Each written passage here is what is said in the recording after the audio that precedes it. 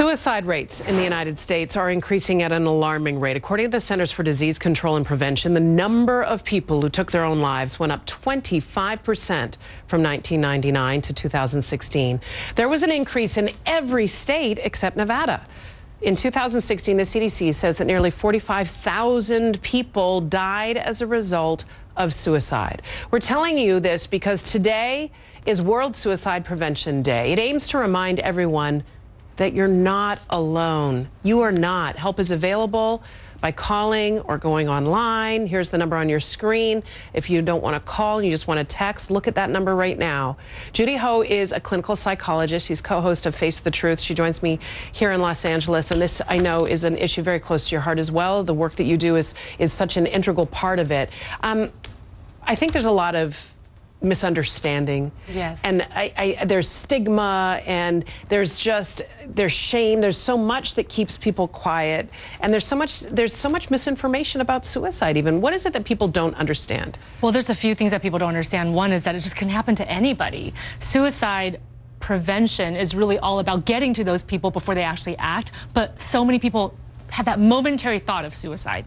Maybe I'll just take my life. Maybe that would be a little easier, just to end the pain. And if they act in that moment, that's when we lose them. And we actually find that disproportionately college students are also increasing in terms of their suicidal ideation and their attempts at an alarming rate. In fact, a really big study recently just came out. 67,000 college students were surveyed, and 1 out of 5 had thought about taking their life. One of the other things, too, is that people that have attempted suicide and have recovered later have said it's not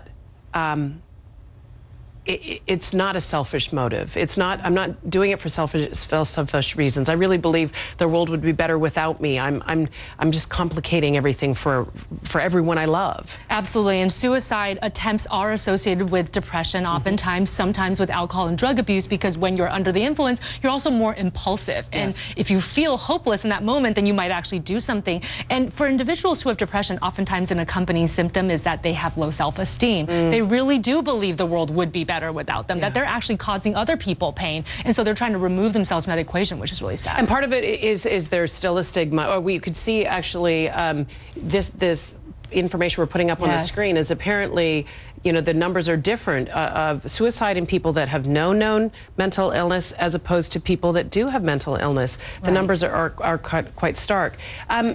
What do we do? Because I think people often stay to themselves and they don't reach out to folks. How can we, as a loved one of one of those people, reach them? Well, so the first thing is watch for warning signs. And there are some emergency warning signs, like they're talking about death and taking their life all the time. They're even looking for ways to try to kill themselves, or they're just saying outright that they're going to do it. But there's also signs leading up to it: the isolation, changes to their sleep habits, their daily routines, feeling sad, saying that they're hopeless, trying to give prized possessions away, and talking about death more often than not. Those are all warning signs. And when we see that, we need to intervene in our own ways. And a big part of what you opened this conversation with was that they feel alone. Yes. The isolation is what keeps them there. So you just got to go there and speak to them. And sometimes people don't expect it, that it actually makes a difference if you just ask them, are you thinking about hurting themselves? Sounds like a really blatant question, but people will answer the question. And if you really feel like you can't keep them safe or encourage them to go get some help, then you can call the police for a welfare check